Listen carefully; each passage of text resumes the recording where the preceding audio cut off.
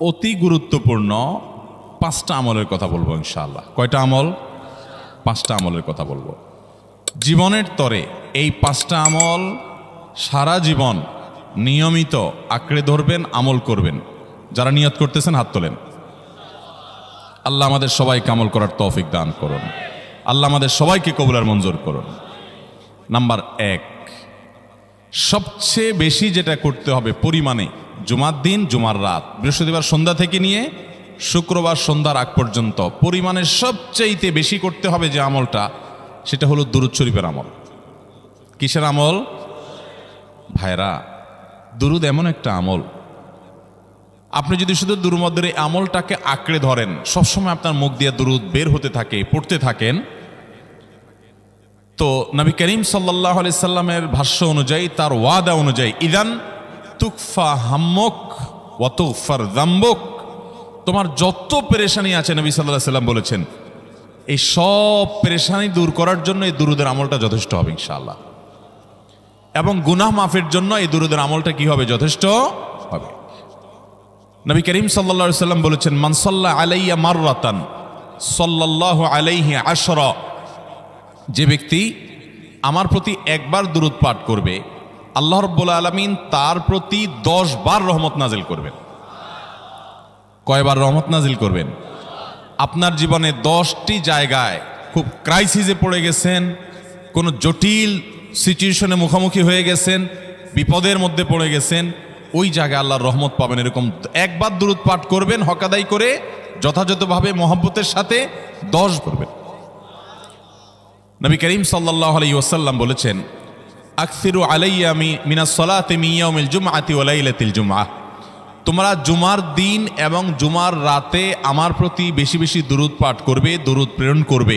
ফাইন্না সালাতাকুম মা'রুদাতুন আলাই, কারণ তোমরা যে দুরূদ পাঠ করো এটা আমার কাছে পেশ করেন আল্লাহর ফেরেশতারা, এবং রীতিমতো নামধাম সহকারে আল্লাহর একদল ফেরেশতা নিয়োজিত আছে। তারা বলেন, আল্লাহ, হে আল্লাহ রাসূল, আপনার অমুক উম্মত, অমুক অনুসারী, আল্লাহর অমুক বান্দা পৃথিবীর অমুক প্রান্ত থেকে, অমুক দেশ থেকে, অমুকের সন্তান, সে আপনার প্রতি দুরূদ পেশ করেছে জুমার দিনে, জুমার রাতে বা অন্য সময়ে। এটা নবী করিম সাল্লাল্লাহু আলাইহি সাল্লামের কাছে রিপোর্ট দেওয়া হয় আল্লাহর নিযুক্ত ফেরেশতাদের মাধ্যমে। আপনি যখন দুরূদ পাঠ করবেন, আপনার ভিতরে এই ফিল হবে যে আমি দুরূদ পাঠ করছি, আর আমার নবীর কাছে এটা উপস্থাপিত হচ্ছে আমার নাম ধাম, আমার রিপোর্ট সহকারে। এই জন্য শুক্রবার দিন এবং রাত, অর্থাৎ বৃহস্পতিবার সন্ধ্যা থেকে নিয়ে শুক্রবার সন্ধ্যা পর্যন্ত এই 24 ঘন্টার মধ্যে নবী করিম সাল্লাল্লাহু আলাইহি সাল্লামের ভাষ্য খেয়াল করেন, আকসিরু আলাই। ওলামা একরাম জানেন, নবী আলাইহিস সালাম সাধারণত কোনো আমল পরিমাণে বেশি করতে বলতেন না।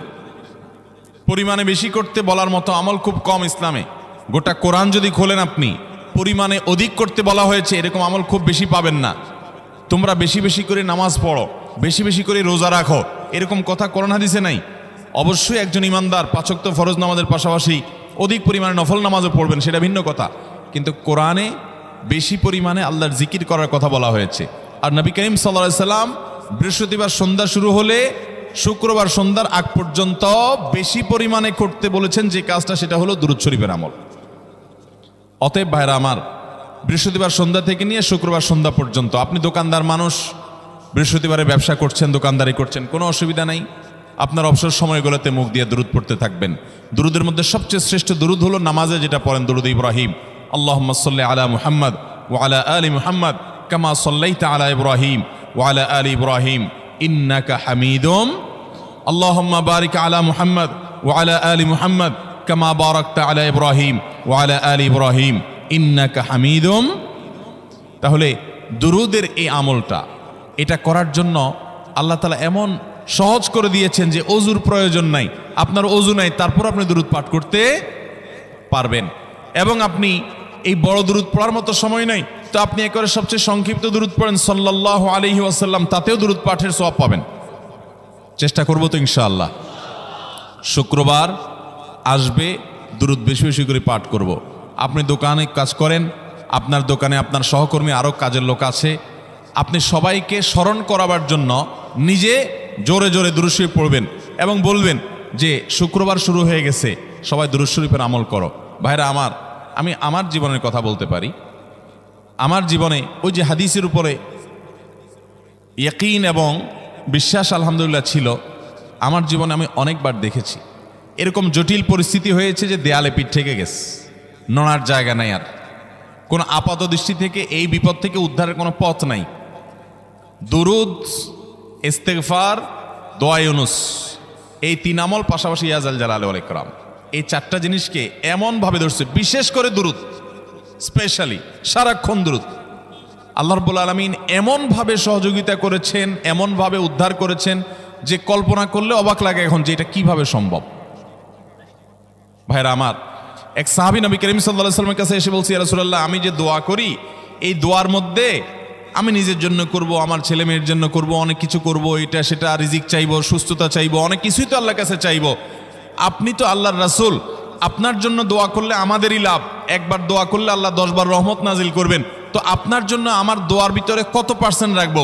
সাহাবী বারবার বিভিন্ন পার্সেন্টেজ বলছিলেন যে 3 ভাগের 1 ভাগ আপনার জন্য রাখি ইয়া রাসূলুল্লাহ, অর্ধেক রাখি, আরো বেশি করে রাখি। তিনি যত বলছেন নবী করিম সাল্লাল্লাহু আলাইহি ওয়াসাল্লাম আরো বাড়ানোর জন্য তাকে উৎসাহ দিচ্ছিলেন।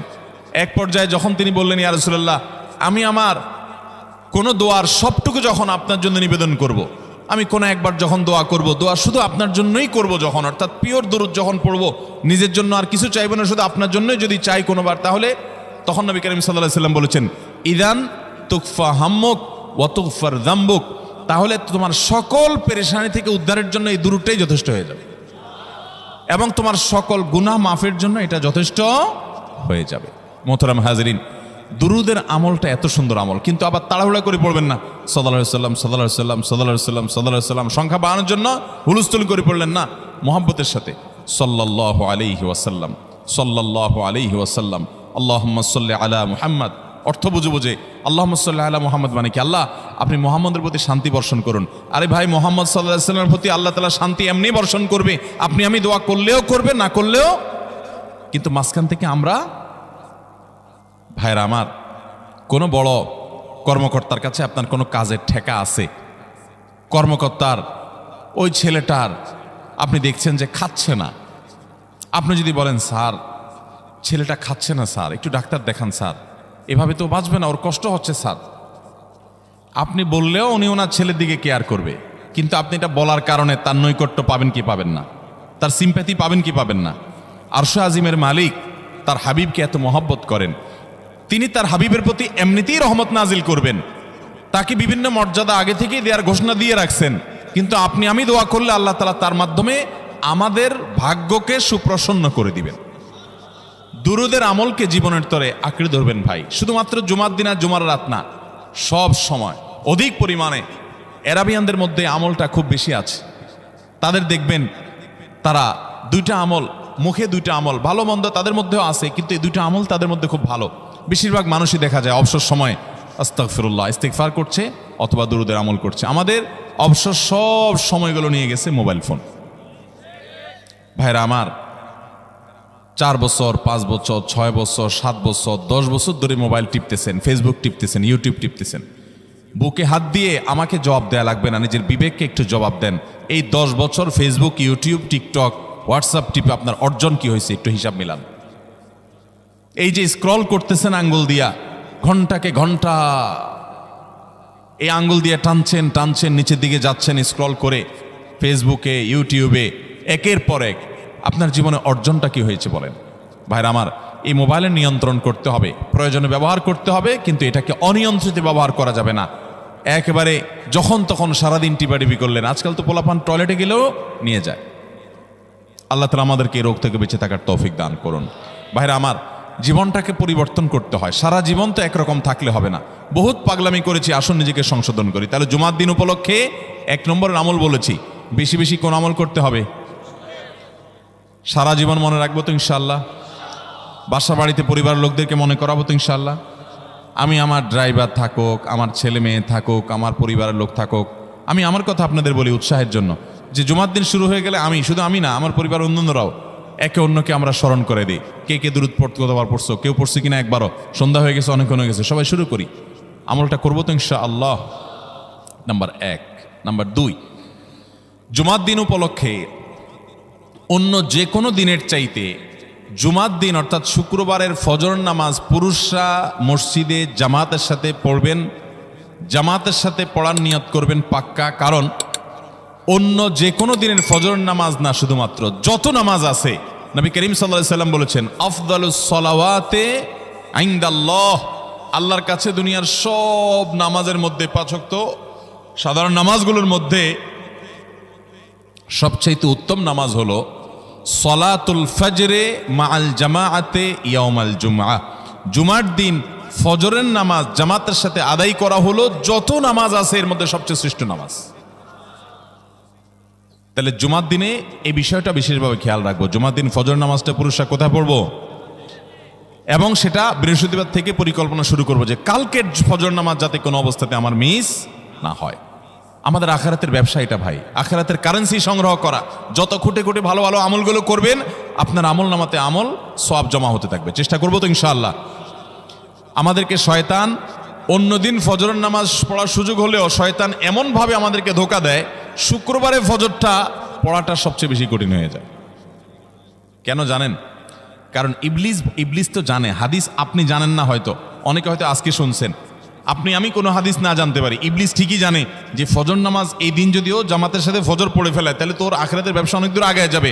ওর সাথে তো আমাদের বাবা আদমের সাথে সেই চ্যালেঞ্জ, আদম আলাইহিস সালামকে সেজদা করতে বলা হয়েছে, সে তো করে নাই, তার সৌজন্য বা তার জন্য সেজদা নিবেদন করে নাই, আল্লাহ তাআলা সেজন্য তাকে জান্নাত থেকে বের করে দিয়েছে। তার কারণে এই ইবলিস তখনই আল্লাহর সাথে, আল্লাহর সামনে চ্যালেঞ্জ ছুড়ে দিয়েছে আদম আলাইহিস সালামের সাথে যে লা উবিয়ান্নাহুম আজমাইন, আমি আদমের সব সন্তানগুলোকে পথহারা করে ছাড়বো, ওদেরকে জান্নাতের পথে চলতে দিব না। এই জন্য আল্লাহ তাআলার কাছে সে কিছু পাওয়ার চাইয়া নিছে। এর ভিতরে একটা হলো কিয়ামত পর্যন্ত হায়াত পাবে, আরেকটা হলো আমাদের রগের সাথে সে মিশতে পারে, রক্ত প্রবাহের সাথে মিশতে পারে, শরীরের মধ্যে প্রভাব সৃষ্টি করতে পারে, আমাদেরকে দুর্বল করতে পারে, মন্দ দিকে টানতে পারে, ভালো কাজ যেন না হয় মনে মনে কুমন্ত্রণা সৃষ্টি করতে পারে। এই পাওয়ার সে নিয়ে এসেছে। এই জন্য তার সাথে আমাদের চ্যালেঞ্জ। সে হাদিস জানে যে জুমার দিন ফজর পড়লে আমাদের অনেক লাভ হয়ে যাবে।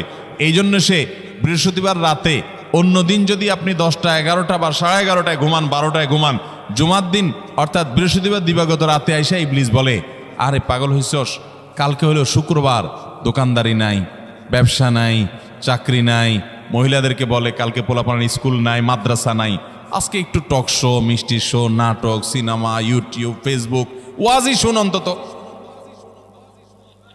শয়তান কি বলে, ঠিক আছে তো যদি এত ফিল্ম দেখতে মনে না চায়, তো যদি মুসলমান হস, নেককার হস, তো ঠিক আছে অমুক হুজুরের ওয়াজ শুন। এই হুজুরের ওয়াজ শোনাত লাগাই দিয়ে রাতে 1টা 2টা পর্যন্ত পার করে দিল। এরপরে ফজর নামাজ ওর জামাতের সাথে মিস, শেষ। ভাইরা আমার, প্রত্যেক বৃহস্পতিবার আসলে সন্ধ্যার সময় প্রতিজ্ঞা করব, সপ্তাহের অন্য দিন যদি আমার ত্রুটি বিচ্যুতি হয়ও আমি সেটাকে কারেকশন করার চেষ্টা করব, কিন্তু শুক্রবার ফজরটা পুরুষ হিসাবে আমি জামাতের সাথে পড়বই পড়বো।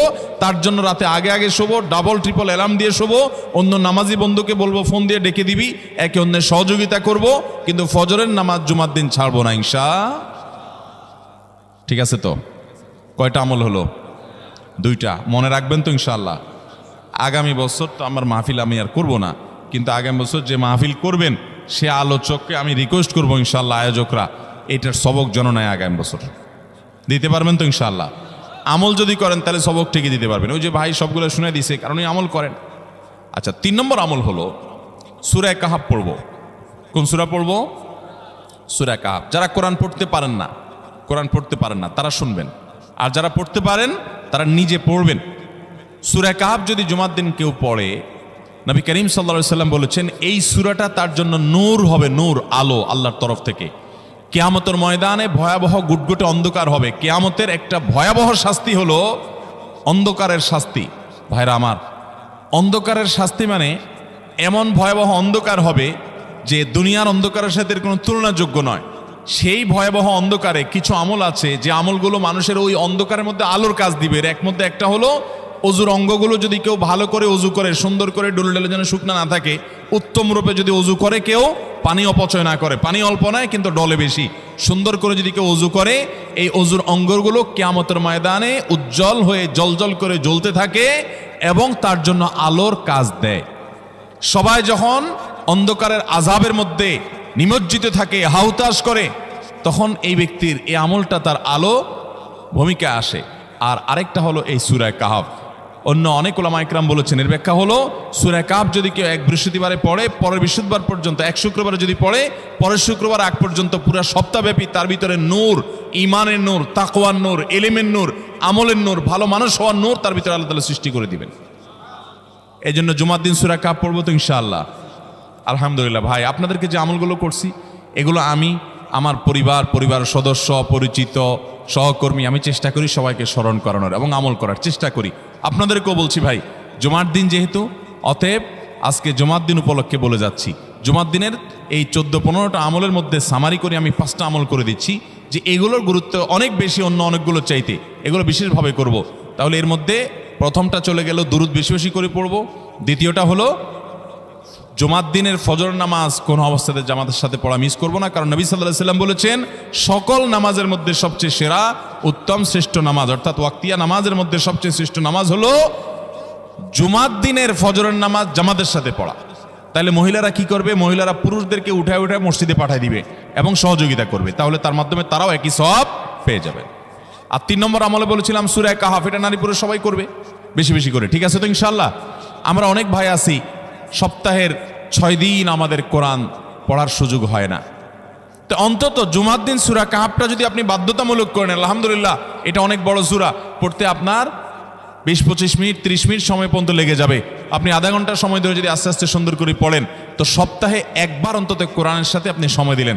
আরেকটা সুসংবাদ শুনেন, সূরা কাহফ যদি কেউ মুখস্থ করে, তেলাওয়াত করে নিয়মিত, বিশেষ করে সূরা কাহফের প্রথম 10টা আয়াত যদি কেউ মুখস্থ করে, নবী করিম সাল্লাল্লাহু আলাইহি সাল্লাম বলেছেন কিয়ামতের আগে দাজ্জালের যে ফিতনা আসবে, যেই ফিতনায় বহু মানুষ দাজ্জালকে আল্লাহ মনে করে বেঈমান হয়ে জাহান্নামে যাবে, এই ফিতনা থেকে পৃথিবীতে এমন কোনো নবী ছিল না, এমন কোনো রাসূল আসেন নাই। এই মানব ইতিহাসের প্রথম মানুষ আদম আলাইহিস সালাম থেকে নিয়ে আমাদের মুহাম্মদ সাল্লাল্লাহু আলাইহি সাল্লাম পর্যন্ত এই লক্ষ লক্ষ যত নবী রাসূল এসেছে, সমস্ত নবী রাসূলরা একটা ব্যাপারে সাবধান করে গেছেন, দাজ্জাল আসবে, যে দাজ্জালের হাতে পাওয়ার থাকবে এত বেশি, অলৌকিকত্ব থাকবে এত বেশি, সে মরা মানুষকে জিন্দা করে ফেলবে, জিন্দা মানুষকে বলবে সে মরে যাবে, তার হাতেই সব কন্ট্রোলিং পাওয়ার থাকবে, দুনিয়ার সমস্ত রিজিক তার হাতে কক্ষিগত থাকবে, এমন পাওয়ার থাকবে তাকে দেখে মানুষ বলবে হ্যাঁ এই তো আল্লাহ, এই তো সব কিছু পারে, বেঈমান হয়ে যাবে। এই দাজ্জালের ফিতনায় তোমরা পড়বা না, বেঁচে থাকবা। বুদ্ধি দিয়া বিবেক দিয়ে মানুষ বাঁচতে পারবে না। দাজ্জালের ফিতনা থেকে বাঁচার জন্য সকল নবী রাসূলরা এর জন্য সাবধান করেছেন। আমাদের নবী সাল্লাল্লাহু আলাইহি সাল্লাম নামাজের শেষ বৈঠকে দোয়া মাসুরের জায়গায় একটা দোয়া পড়তেন, আল্লাহুম্মা ইন্নী আউযু বিকা মিন আযাবিন নার ওয়া আযাবিল কবর ওয়া আউযু বিকা মিন ফিতনাতিল মাহইয়া ওয়াল মামাত ওয়া আউযু বিকা মিন শাররি ফিতনাতিল মাসীহিদ দাজ্জাল। আল্লাহ আপনার কাছে দাজ্জালের ফিতনা থেকে পানা চাই। 1450 বছর হয়ে গেছে, এখনো দাজ্জালের আবির্ভাব হয় নাই, হবে কিয়ামতের আগে, কখন হবে আল্লাহ ভালো জানেন। কিন্তু নবী সাল্লাল্লাহু আলাইহি সাল্লাম বলেছেন সূরা কাহফের প্রথম 10 আয়াত যদি কেউ মুখস্থ করে, তো এই ব্যক্তিকে আল্লাহ রাব্বুল আলামিন এবং যদি তেলাওয়াত করে, এই ব্যক্তিকে আমলের মাধ্যমে দাজ্জালের ফিতনা থেকে আল্লাহ বাঁচিয়ে রাখবেন। দাজ্জাল তো অনেক পরের কথা, কোথাকার কোন আল্লাহর প্রতি অবিশ্বাসী মুশরিক বা কাফের খেলোয়াড় একটু পায়ের ভিলকি দেখায়, লক্ষ লক্ষ কোটি কোটি মানুষ হুমড়ি খেয়ে তার ভক্ত হয়ে ইমানি চেতনা, আমলি চেতনা, তাকওয়া, তাহারাত সব খুঁয়ে বসে থাকে। আর সেখানে দাজ্জালের মতো এরকম মিরাকল, সব মিরাকল তার হাতে থাকবে। এরকম পরিস্থিতি যখন আসবে তখন মানুষ কি করবে? এখন এই যে তথ্য প্রযুক্তির উন্নতির এই সময়ে কত মুসলমানের সন্তান বেঈমান হয়ে যাচ্ছে, বিজ্ঞানীরাই তারা আল্লাহ বানায় বসে থাকতেছে, আছে না নাই? ধারণামূলক বিষয়কে তারা চূড়ান্ত বিষয় বানিয়ে বসে আছে, বেঈমান হয়ে যাচ্ছে। এবং টাকার যে কারিশমা, টাকা দিলে সব হয়ে যায়, টাকা নাই তো কিছুই হয় না। এই জন্য বেঈমান হয়ে অনেকে বলে যে টাকাই নাকি দ্বিতীয় খোদা, নাউজুবিল্লাহ। ভাইরা আমার, দুনিয়ার এই ভেলকি কি দেখছি আমরা, কিয়ামতের আগে ভেলকি আরো অনেক দেখবে আমাদের পরবর্তী প্রজন্ম, আমাদের ছেলে মেয়েরা, নাতিপুতিরা আরো অনেক ভেলকি দেখবে। এমন ভেলকি দেখবে যে তাদের আল্লাহর প্রতি ঈমান আনা, আখিরাতের প্রতি বিশ্বাস করাটা কঠিন থেকে কঠিন হয়ে যাবে। এরকম পরিস্থিতি তৈরি হবে দুনিয়াতে। তথ্য প্রযুক্তির উন্নতির নাম দিয়ে, এটার নাম দিয়ে, সেটার নাম দিয়ে মানুষের জীবনযাত্রা সহজ হবে, কিন্তু এর মাধ্যমে মানুষের ঈমান দুর্বল হওয়ার অনেক সম্ভাবনা, শঙ্কা তৈরি হবে এবং শয়তান সেগুলো সৃষ্টি করবে। এই আশঙ্কা থেকে বাঁচার জন্য সূরা কাহফটা হলো মহৌষধের মতো। অতএব জুমার দিন প্রত্যেক শুক্রবারে সূরা কাহফ পড়ব তো ইনশাআল্লাহ। মায়েরা, বোনেরা, আমরা ভাইয়েরা যারা আছি, বাবারা যারা আছি, আল্লাহর ওয়াস্তে জীবনের তরে নিয়ত করে নেন আজকের মাহফিল থেকে জীবনে কখনো বৃহস্পতিবার সন্ধ্যা থেকে শুক্রবার সন্ধ্যার আগ পর্যন্ত আমার হাজার ব্যস্ততা থাকুক, সূরা কাহাফটা পড়া ছাড়া আমি কোনো কাজ করব না আমি আল্লাহর অনেক বান্দাকে ব্যক্তিগতভাবে জানি, আমি নিজেও এতটা গুরুত্ব দিয়ে করতে পারি না। অনেক বড় সরকারি কর্মকর্তা, অনেক বড় পদের নাম আমি বলবো না, আমাকে বলে ভাই আমি মাগরিবের পর, ব্যক্তিগতভাবে আমি জানি উনি খুব সৎ মানুষ, সব মানুষ একরকম হয় না, সৎ মানুষ। উনি বললেন ভাই মাগরিবের পরে আমার ফ্যামিলির সব বাচ্চা কাচ্চা সবাইকে আমি বলি, আমি ব্যস্ত থাকলেও বলি যে মাগরিবের পরে আগে সবাই সূরা কাহাফটা পড়ে ফেলো, এরপর অন্য সব আমল। আমরাও চেষ্টা করবো না ইনশাআল্লাহ। কয়টা আমল গেল? তাসাল, ফরজ গোসল হলে ফরজ গোসল করবে, উত্তম রূপে গোসল করবে, ভালো করে গোসল করবে জুমার দিন। ওয়ামাশা ওয়ালামিয়ার কাব, জুমার নামাজের জন্য পায়ে হেঁটে মসজিদে যাবে, বাহনে চড়বে না। কেউ যদি মাজুর হয় সে বাহনে চড়লেও চলবে, কিন্তু সাধারণ যারা সুস্থ আছেন পায়ে হেঁটে মসজিদে যাবেন, বাহনে চড়লেন না। জুমার দিনের কথা, জুমার নামাজের কথা। ওয়াদানা মিনাল ইমামে ওয়ালামিয়ালগু, ইমামের কাছাকাছি গিয়ে বসবে, দূরে না, যত কাছে যেতে পারে একদম সামনের কাতার ইমামের কাছাকাছি গিয়ে বসবে, কোনো অনর্থক কথা বলবে না, দুনিয়াবি কথা বলবে না, বেহুদি কাজ করবে না। ওখানে গিয়ে যতক্ষণ সময় পাবে জিকির, আজকার, তেলাওয়াত, তাসবিহ, দোয়া, রোনাজারি, কান্নাকাটি, বই পড়া, দিনী কাজ করা, এর মধ্যে সে কাটাবে নিজেকে। এই কয়েকটা কাজ যদি করে তাহলে কাজ কয়টা হলো? আগে আগে ঘুম থেকে উঠা, ওই যে ফজর নামাজ জামাতের সাথে পড়া ইত্যাদি, গোসল করা উত্তম রূপে, আর পায়ে হেঁটে মসজিদে যাওয়া, বাহনে না চড়া। 4 নম্বর হলো ইমামের কাছাকাছি গিয়ে বসা, কোনো অনর্থক কাজ না করা। এই 4টা কাজ যদি কেউ জুমার দিনে করে, নবী করিম সাল্লাল্লাহু আলাইহি সাল্লাম বলেছেন ওই ব্যক্তি বাসা থেকে মসজিদ পর্যন্ত যে আসলো, যতগুলো পা ফেলবে, যতগুলো স্টেপ ফেলবে, যতগুলো কদম দিবে, প্রতিটা কদমের বিনিময়ে আল্লাহ রাব্বুল আলামিন তার অ্যাকাউন্টে, তার আমল নামাতে 1 বছর রাত জেগে, সারা রাত জেগে তাহাজ্জুদ নামাজ পড়লে এবং 1 বছর সারা দিন, প্রত্যেকটা দিন পুরা বছর জুড়ে নফল রোজা রাখলে যে পরিমাণ সওয়াব পাইতো, 1 বছর নফল রোজা, 1 বছর রাতভর জেগে তাহাজ্জুদের নামাজ পড়ার সওয়াব মাত্র একটা কদম ফেলার বিনিময়ে দিবেন। তাহলে আপনার বাসা থেকে যদি মসজিদে আসতে 100টা কদম হয়, 100 বছরের নফল নামাজ, 100 বছরের নফল রোজা, আপনি এটার সওয়াব আপনার অ্যাকাউন্টে জুমার দিন মাত্র 4টা কাজ করার মাধ্যমে আপনি পেয়ে যাবেন। এবং এটি অনেক হাদিস বিশ্লেষকগণ বলেছেন, কোরআন হাদিসে বহু ফজিলতের কথাই বলা আছে। এত বিপুল পরিমাণে, এত অধিক পরিমাণে সওয়াবের কথা যে কারোর বাসা থেকে অনেকের আছে যেতে 500 স্টেপ পড়বে। 500 স্টেপ পড়লে কতটুকু হয়? সামান্য একটু জায়গা যেতে 500 কদম হয়ে যায়। অনেকের বাসা থেকে যেতে 500 কদম পড়ে 300 কদম হয়। তো সে এই 500 বছর নফল নামাজ, নফল রোজা, রাত ভর দিনভর করার সওয়াব, কন্টিনিউয়াসলি করার সওয়াব মাত্র এই মসজিদে গেল আসলো, এই 4টা শর্ত পূরণ করে সেইটা সওয়াবটা পেতে পারে। যদি সপ্তাহে 4 জমা হয় তাহলে 4 বার 500 করে যদি হলো 2000 বছর, এভাবে তার আমল নামাজের সওয়াবের পাহাড় সে জমা করতে পারে শুক্রবারের ছোট্ট আমলটার মাধ্যমে। চেষ্টা করব না ইনশাআল্লাহ। আমি দেশে বিদেশে অনেক আল্লাহর বান্দাকে আমি শুনেছি, এ হাদিস আমি যেদিন থেকে জেনেছি আমি চেষ্টা করেছি এটার আমল, এটার প্রচার মানুষের মধ্যে ছড়ানোর। আমি যখন সৌদি আরবে আজ থেকে আর অনেক বছর আগে, তখন কোনো এক বক্তব্যে আমি আমলের কথা বলেছি। আমার অনেক ভাইয়েরা দেশে বিদেশে দেখে বলছেন ভাই আমলটা শুরু করেছি, আমার কাছে ভালো লাগে, আপনারাও আমলটা করবেন, অন্য আরেকজনকে শিখাবেন এবং দাওয়াত দিবেন। ঠিক আছে তো ইনশাআল্লাহ? তাহলে কয়টা আমল গেল? 4টা। 1 নম্বর গেছে বেশি বেশি দুরূদ পাঠ করা, 2 নম্বর হলো জুমার দিনে ফজর নামাজ জামাতের সাথে পুরুষরা পড়া, 3 নম্বর হলো সূরা কাহাফ পড়া, তেলাওয়াত করা, আর 4 নম্বর হলো এই 4 শর্ত পূরণ করে মসজিদে আগে আগে গিয়ে সুন্দর করে খুতবা শুনে চলে আসা, কোনো কথাবার্তা, খুতবা চলাকালীন সময় কোনো কথাবার্তা, অনর্থক কাজ না করা। 5 নম্বর এবং সর্বশেষ আমল হলো জুমার দিনে একটা সময় আছে দোয়া কবুল হয়। দোয়া কবুলের যে সময়গুলো আছে এর ভিতরে অত্যন্ত ইম্পর্টেন্ট একটা সময় হলো জুমার দিন। শুক্রবারের একটা সময় সম্পর্কে নবী সাল্লাল্লাহু আলাইহি ওয়াসাল্লাম বলেছেন যে একটা সময় আছে শুক্রবারের, এই সময়ে বান্দা কোনো দোয়া করলে আল্লাহ তাআলা ফিরিয়ে দেন না, কবুল করেন। কিন্তু সময়টা যে ঠিক কখন এটা হাদিসে নবী সাল্লাল্লাহু আলাইহি ওয়াসাল্লাম বলেন নাই, যাতে করে হয়তো আমরা সারা দিনেরই কম বেশি দোয়ার চেষ্টা করি। এই বিষয়ে মুহাদ্দিসগণ, হাদিস বিশ্লেষকগণ, পণ্ডিত ওলামায়ে কেরামগণ হাদিসের বিভিন্ন আকার ইঙ্গিতকে গবেষণা করে, অ্যানালাইসিস করে এক একজন এক এক সময়ের কথা বলেছেন। তবে বেশিরভাগ ইমাম, বেশিরভাগ পণ্ডিত ওলামায়ে কেরাম, বেশিরভাগ আপনার ইসলামিক স্কলারগণের বক্তব্য হলো যে এই সময়টা হলো জুমার দিনের শেষ প্রহর, আসরের পর থেকে নিয়ে সূর্য ওঠার আগ পর্যন্ত এই সময়টা। অতএব আমরা জুমার দিনের 5 নম্বর আমল হলো বেশি বেশি করে সারাদিনই কম বেশি দোয়া করব। দোয়ার জন্য সবসময় হাত তোলাও জরুরি না, যদিও সাধারণ অবস্থায় দোয়ার জন্য হাত তোলা আদব, কিন্তু আপনি চলতে ফিরতে উঠতে বসতে কাজের ফাঁকে আপনি আল্লাহর কাছে মনে মনে দোয়া নিবেদন করবেন। অনেক চাওয়া আমাদের কাছে, আমাদের আল্লাহর কাছে আছে। ভাইরা আমার, নবী রাসূলুল্লাহ সাল্লাল্লাহু আলাইহি ওয়াসাল্লাম বলেছেন কারোর পায়ের জুতার ফিতাটা ছিঁড়ে গেছে হাঁটার সময়, এটার এমন কি লাগালে ঠিক হয়ে যাবে, কিন্তু একজন ইমানদার ওইটার জন্য সে আল্লাহর কাছে সাহায্য চাইবে, আল্লাহ এটাও একটা বিপদ, একটা ছোট বিপদ থেকে অনেক কিছু ঘটে যায়, আপনি আমাকে উদ্ধার করেন। সে সবসময় আল্লাহর দিকে মনোনিবেশ করবে। নবী করিম সাল্লাল্লাহু আলাইহি ওয়াসাল্লামের পুরো জীবনকে যদি আপনি অ্যানালাইসিস করেন আপনি অবাক হয়ে যাবেন। একটা বই আছে বাংলায়, বান্দার ডাকে আল্লাহর সাড়া, এটা বাংলা অনুবাদিত নাম। এই বইয়ের লেখক হলেন হিসনুল মুসলিমের যে রচয়িতা উনি শেখ সাঈদ আল গাহতানি রহমতুল্লাহি আলাই। ওনার সোহবতে যাওয়ার, ওনার সান্নিধ্যে থাকার একাধিকবার খুব কাছাকাছি বসার সুযোগ আমার হয়েছে। সৌদি আরবের একজন বড় আলেম ছিলেন, দুনিয়া থেকে চলে গেছেন। তো ওনার লেখা বান্দার ডাকে আল্লাহর সাড়া, এই বইটা বেশ মোটা সোটা একটা বই। পুরোটা পড়বেন যে নবী করিম সাল্লাল্লাহু আলাইহি ওয়াসাল্লামের জীবনে যে কত রকমের দোয়া করতেন। আল্লাহ আজকার নাম একটা বই আছে ইমাম নববীর, এটাও বাংলা হয়ে গেছে অনুবাদ, আপনি পড়লে অবাক হয়ে যাবেন। ডক্টর খন্দকার আব্দুল্লাহ জাহাঙ্গীর রাহমাতুল্লাহ রাহে বেলায়েত একটা বই আছে দোয়া এবং জিকিরের, আপনি অবাক হবেন যে কি পরিমাণ দোয়া এবং জিকির নবী সাল্লাল্লাহু আলাইহি ওয়াসাল্লাম জীবনে পড়তেন। ঘুম থেকে উঠার সময় দোয়া আছে না নাই? এরপরে ঘুম থেকে উঠে যখন আপনি বাথরুমে যাবেন দোয়া আছে না নাই? আবার টয়লেটে গেলেন, টয়লেট সেরে আসলেন, আপনি ওযু করবেন, ওযুর জন্য দোয়া আছে না নাই? বিসমিল্লাহ। এরপরে ওযু শেষ করলেন, কালিমায়ে শাহাদাত আছে না নাই? এরপরে আপনি যখন ঘর থেকে বের হয়ে মসজিদে যাবেন, বের হওয়ার দোয়া আছে।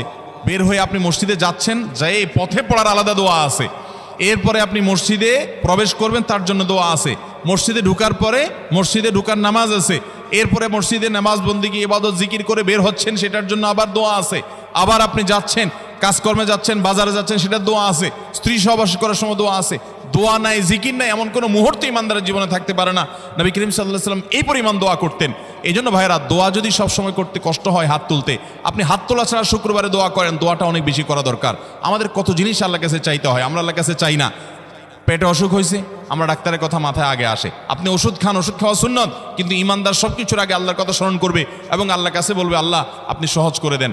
আপনার অসুখ হয়েছে, সব কিছুর আগে নাপার কথা মনে আসে, আরে ভাই প্যারাসিটামলের কথা মনে আসে, এটা দোষের না, কিন্তু আপনার মনে আগে আসতে হবে যে নবী সাল্লাল্লাহু আলাইহি ওয়াসাল্লাম দোয়া শিক্ষা দিয়েছেন, যদি কেউ ব্যথার জায়গায় হাত দেয় এবং পড়ে আউযু বিইজ্জাতিল্লাহি ওয়া কুদরাতিহি মিন শাররি মা আজিদু ওয়া হাজির, আল্লাহ রাব্বুল আলামিন তার ব্যথা দূর করে দিবেন।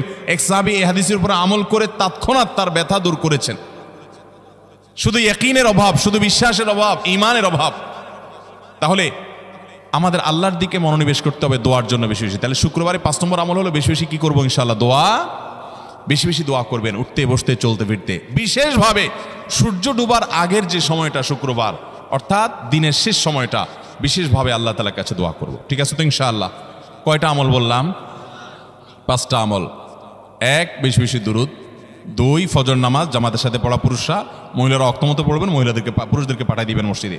3, সূরা কাফ পড়বেন। 4, আগে ঘুম থেকে উঠে উত্তম রূপে গোসল করে মসজিদে আগে আগে গিয়ে পায়ে হেঁটে গিয়ে সামনে ইমাম সাহেবের কাছাকাছি গিয়ে বসা, অনর্থক কথা কাজ না করা, তেলাওয়াত জিকির আজকারের মশগুল থেকে নামাজটা পড়ে বের হয়ে আসা, এই কাজ। নাম্বার 5, দোয়া করা, বিশেষ করে দিনের শেষ প্রহরে। আমল করবো তো ইনশাআল্লাহ? মনে থাকবো তো ইনশাআল্লাহ? আমরা প্রয়োজনে বাসায় গিয়ে একটা কাগজে নোট করে ফেলবো, লিখে ফেলবো, লিখে এরপরে ওয়ালে টাঙ্গায় দিবেন বাসায় যে জুমার দিন এই 5 কাজ আমি ছাড়বো না। আপনি যদি মনেও না থাকে, আপনার যদি ভুলেও যান, আপনি এই কাগজ আপনাকে মনে করাবে ইনশাআল্লাহ। বাসায় ফ্যামিলির লোকদের সাথে শেয়ার করবেন, জুমার দিন হুজুর বলেছেন, আমি একটু আমার মন থেকে বলিনি, এগুলো সব কোরআন হাদিসের কথা বলেছি আপনাদেরকে। কোরআন হাদিসের আলোকে 5টা আমলের কথা বলেছেন, বিশেষভাবে জুমার দিন আমি 5টা আমল করবই করব। ভাইরা আমার, প্রত্যেক জুমার দিন যদি আপনি একটু ইমানের রিচার্জ করেন, ইনশাআল্লাহ সারা সপ্তাহ আপনার জন্য সেটা উপকারে আসবে। চেষ্টা করবো তো ইনশাআল্লাহ। এবং দোকানে অফিসে টাঙ্গায় রাখবেন। যারা এই টাঙ্গায় রাখার আমলটা করবেন, আয়োজক যারা আছেন, আপনাদের কাছে আমার অনুরোধ যে ভাইরা এই কাজটা করছেন, ওনারা যদি আয়োজকদের মাধ্যমে ছবিটা আমার কাছে পাঠাইতে পারেন, আমার অফিসে নিয়ে আমি ইনশাআল্লাহ নিজে হাতে তাদের পুরস্কার দেব। বিশেষ করে এই মাহফিলের লোক যারা আছেন আজকের, আয়োজকদের মাধ্যমে। আল্লাহ তাআলা এই আমলগুলো আমাকে আপনাকে আমাদের সবাইকে করার তৌফিক দান করুন। আমল মনে রাখবো তো ইনশাআল্লাহ? আমল করবো তো ইনশাআল্লাহ? যাদের কাজ আছে, ফজর নামাজটা বিশেষ করে মিস হবে মনে হয়, তারা যাইতে পারেন, কোনো অসুবিধা নেই।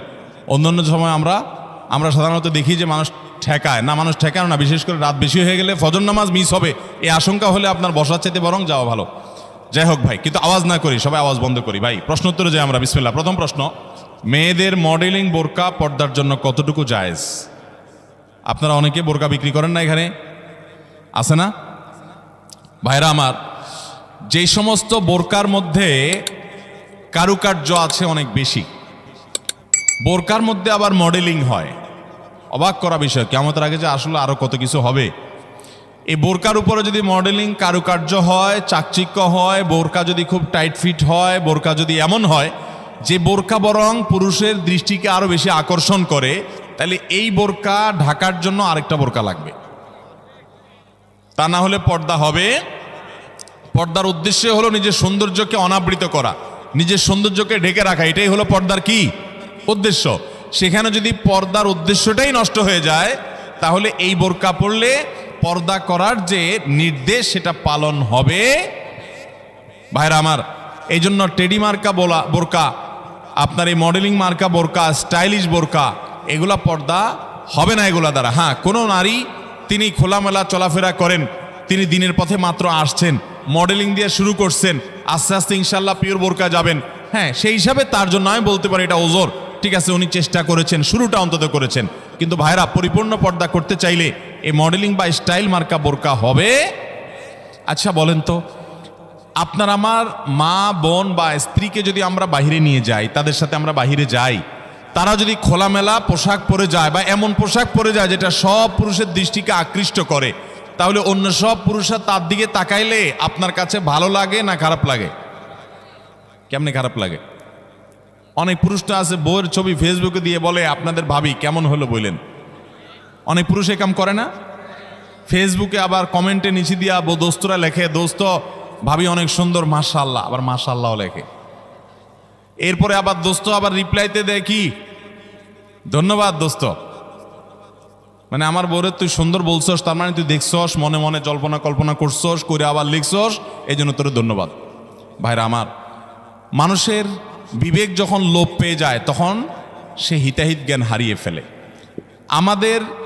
আমাদের মা, আমাদের বোন, আমাদের মেয়ে, আমাদের স্ত্রী, তাদেরকে নিয়ে আমরা যখন খোলামেলা পোশাকে যাব, কোনো বিয়েতে আপনি যখন যাবেন, কোনো মার্কেটে যাবেন, একেবারে চাকচিক্যপূর্ণ পোশাক, একদম খোলামেলা অশ্লীল, তো জগতে বা রাস্তায় যত পুরুষরা তাদেরকে দেখবে, এই সৌন্দর্য দেখার পর পুরুষদের মনে মনে তাকে নিয়ে বাজে চিন্তা, জল্পনা কল্পনা, মনে মনে জেনা, এটা হবে কি হবে না?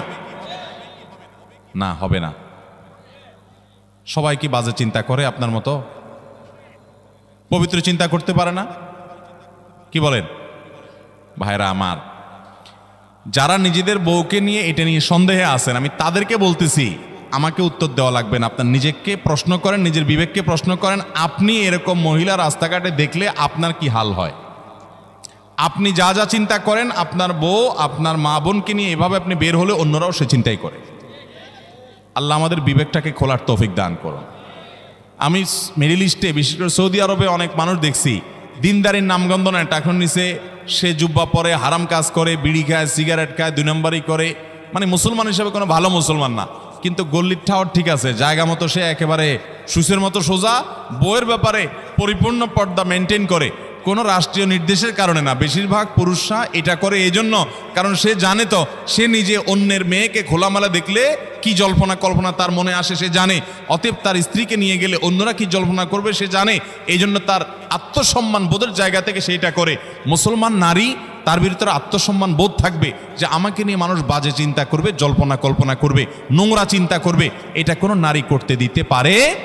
একজন খোলামেলা বেপর্দা নারীকে দেখে যত মানুষ মনে মনে তাকে জেনা করে, সে মনের কথাগুলো যদি মানুষ বলতো, এই নারী জুতা দিয়ে পিটতে পিটতে রাস্তা যাইত। কিন্তু সে মনে মনে মানুষের এই জেনার কাজ সে করে যাচ্ছে। আল্লাহ আমাদেরকে পর্দার গুরুত্ব বোঝার তৌফিক দান করুন। এটা নারীর জন্য অসম্মান না, এটা নারীর জন্য বরং সম্মানের, এটা নারীর ইজ্জত রক্ষার জন্য সবচেয়ে বড় মাধ্যম। আমাদের সেকুলার, অতি সেকুলার, উগ্র নাস্তিক বন্ধুরা বলে যে হুজুরদের মনটাই খারাপ, এই বেটারা বলে মহিলাদের দেখতে বলে তাদের বলে অবস্থা খারাপ হয়, এই বেটাদের চরিত্রই খারাপ। অর্থাৎ আমাদের এই ভাইরা যারা এই সমালোচনা করতেছেন, আমাদের এই ভাইগুলোর দ্বারা মনে হচ্ছে যে ওনাদের মনের ভিতরে কোনো এই সমস্ত বাজে চিন্তা আসে না, ওনাদের মনটা একদম ফেরেশতার মতো পবিত্র।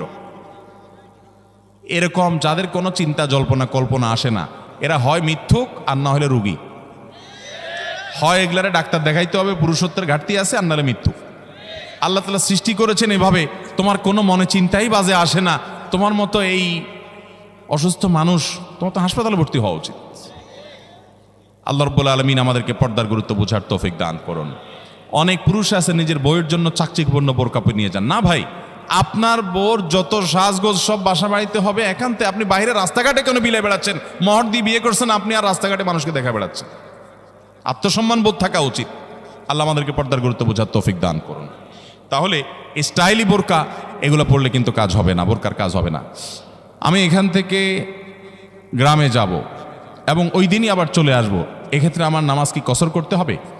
দেখুন, গ্রামে আমরা প্রত্যেকে যার যার বাড়িতে যখন যাব, সেটা আমাদের মূল ঠিকানা, আসল ঠিকানা হলে সেখানে আমি 1 ঘন্টার জন্য যদি যাই, নামাজ আমাকে পুরা পড়তে হবে। নিজের স্থায়ী ঠিকানাতে কখনো কসর হয়? পথে কসর হবে। বাড়িতে যখন চলে গেছেন, আপনার বাড়ি কুমিল্লাতে, আপনার বাড়ি চট্টগ্রামে, আপনার বাড়ি বগুড়াতে বা খুলনাতে বা সিলেটে, আপনার বাড়ি যেখানেই হোক না কেন, যখন সফরের দূরত্ব হবে, নিজের স্থায়ী ঠিকানায় 1 ঘন্টার জন্য যদি যান, সেখানে পুরো নামাজ পড়তে হবে, কসর চলবে। কিন্তু কিছু লোক আছে, গ্রামে বাড়ি আছে ঠিক আছে, কিন্তু তাদের গ্রামের বাড়ি এখন আর স্থায়ী ঠিকানা না। ধরুন আপনি ঢাকা শহরে বাড়ি কিনছেন বা ফ্ল্যাট কিনছেন, পাসপোর্টে, এনআইডিতে, সরকারি সব কাগজে পত্রে ঠিকানাতে আপনি স্থায়ী ঠিকানাও এটা, বর্তমান ঠিকানাও এটা। গ্রামের বাড়ি আছে কিন্তু ওটা আপনার স্থায়ীও না, বর্তমান ঠিকানাও না, জাস্ট বেড়াইতে যান, ভাই বেড়াদাররা আছে, অন্যরা আছে, তাহলে ওইটাতে আপনি গেস্ট, সেখানে আপনি কসর পড়বেন। এবং এটা আপনার স্থায়ী এবং বর্তমান ঠিকানা হলে, অনেকে আছে বাড়িতে জমি জমা আছে, শুধুমাত্র থাকার ঘর বাড়িও নাই এবং ভাগযোগ হয়ে গেছে, সে শুধু গেস্ট হিসেবে যায়, ভাইদের মেহমান হয়ে যায়, তাহলে সে কসর পড়বে। আর না হলে স্থায়ী ঠিকানায় গেলে 1 ঘন্টার জন্য সে কি করতে হবে? পুরো নামাজ পড়তে হবে, যদি স্থায়ী ঠিকানা হয় তার গ্রাম। এরপরে প্রশ্ন হলো,